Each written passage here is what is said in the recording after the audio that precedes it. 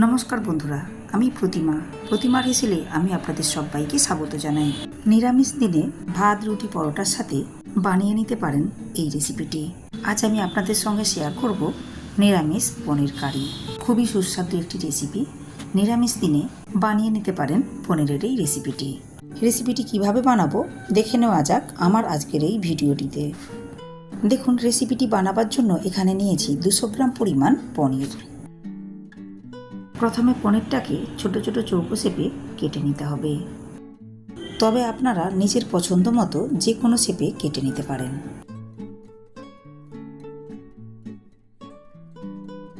দেখুন, এই রকম ছোট ছোট চৌকো শেপে কেটে নিয়েছি।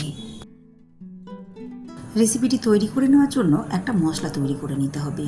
এর জন্য একটা মিক্সি জারের মধ্যে নিয়ে নিলাম 10-12টি কাজু, দিয়ে দিলাম 2 টেবিল চামচ পরিমাণ পোস্ত। এরপর ঢাকনা বন্ধ করে শুকনো উপকরণগুলো একটু ঘুরিয়ে নিতে হবে। দেখুন, কাজু ও পোস্ত এভাবে একটু গুঁড়ো করে নিয়েছি। এরপর এর মধ্যে দিয়ে দেব আরও কয়েকটি উপকরণ। একটা প্লেটের মধ্যে নিয়েছি 3টে কাঁচা লঙ্কা, 1 ইঞ্চ পরিমাণ টুকরো করে নেওয়া আদা ও 2টো টমেটো কুচি। এখন এই উপকরণগুলো নিয়ে নিতে হবে মিক্সি জারের মধ্যে। দেখুন, সমস্ত উপকরণগুলো নিয়ে নিয়েছি। এখন হাফ কাপ পরিমাণ জল দিয়ে ঢাকনা বন্ধ করে মসৃণ পেস্ট তৈরি করে নিতে হবে। দেখুন, সমস্ত উপকরণের খুব ভালো মতো পেস্ট তৈরি করে নিয়েছি। পনিরগুলো হালকা ফ্রাই করে নিতে হবে। এর জন্য গ্যাস ওভেনে একটা ফ্রাইং প্যান বসিয়ে প্যানের মধ্যে দিয়ে দিলাম 1 টেবিল চামচ পরিমাণ বাটার। এর সাথে দিয়ে দিলাম 1 টেবিল চামচ পরিমাণ সাদা তেল। দেখুন, বাটার গলে গিয়ে বাটার ও তেল খুব ভালো মতো গরম হয়ে গিয়েছে। এখন এই গরম তেলের মধ্যে দিয়ে দিতে হবে আগে থেকে টুকরো করে কেটে নেওয়া পনির। মাঝারি আঁচে পনিরের টুকরোগুলো উল্টে পাল্টে একটু লালচে করে ভেজে নিতে হবে। দেখুন, পনিরের টুকরোগুলো লালচে করে ভেজে নিয়েছি। এখন উঠিয়ে নিতে হবে একটা প্লেটের মধ্যে।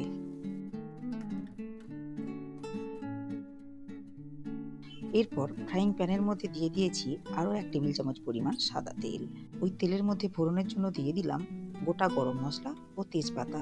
নিয়েছি 2টো এলাচ, 3টে লবঙ্গ ও 2 টুকরো দারচিনি স্টিক। ফোড়নের মশলাগুলো খুব ভালো মতো ভেজে নিয়েছি।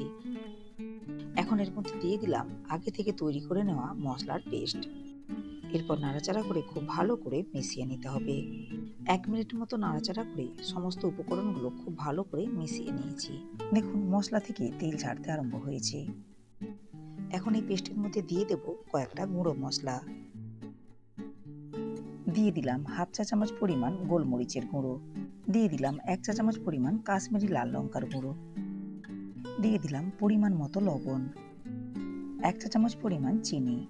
এখন সমস্ত উপকরণগুলো আবারও নাড়াচাড়া করে খুব ভালো করে মিশিয়ে নিতে হবে।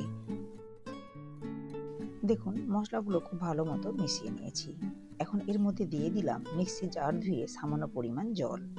আবারও নাড়াচাড়া করে খুব ভালো করে মিশিয়ে নিতে হবে। আরও 1 মিনিট মতো এভাবে নাড়াচাড়া করে নিয়েছি। এরপর মিডিয়াম ফ্লেমে ঢাকনা বন্ধ করে আরও কয়েক সেকেন্ড মশলাটা কষিয়ে নিতে হবে। 15 থেকে 20 সেকেন্ড পর ঢাকনা উঠিয়ে নিলাম।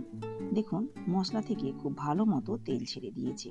আবারও খুব ভালো মতো নাড়াচাড়া করে মিশিয়ে নিয়ে এরপর গ্রেভির মধ্যে দিয়ে দিলাম আগে থেকে ভেজে নেওয়া পনিরের টুকরোগুলো। সমস্ত উপকরণগুলো নাড়াচাড়া করে খুব ভালো মতো মিশিয়ে নিতে হবে। দেখুন, গ্রেভির সাথে পনির খুব ভালো করে নাড়াচাড়া করে মিশিয়ে নিয়েছি। এখন এর মধ্যে দিয়ে দিলাম আগে থেকে জাল করে নেওয়া দুধ।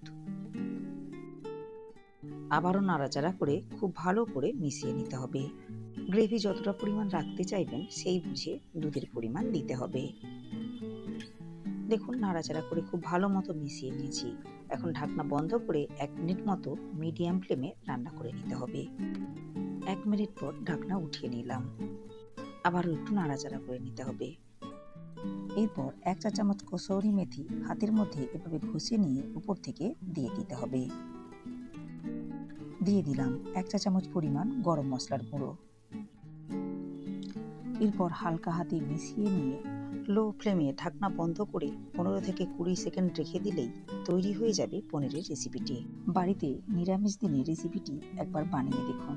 আশা করি রেসিপিটি আপনাদের ভালো লাগবে। আমার আজকের এই নিরামিষ পনির কারি রেসিপিটি আপনাদের ভালো লাগলে লাইক ও শেয়ার করবেন। রেসিপিটি ফেসবুক থেকে দেখলে পেজটিকে ফলো করে নেওয়ার অনুরোধ রইল। ইউটিউব থেকে দেখলে চ্যানেলটাকে সাবস্ক্রাইব করে পাশে থাকা বেল আইকনটি প্রেস করে নেওয়ার অনুরোধ রইল। এতে করে আমি চ্যানেলে যখনই কোনো নতুন ভিডিও আপলোড করব, সাথে সাথে নোটিফিকেশন পৌঁছে যাবে আপনার কাছে।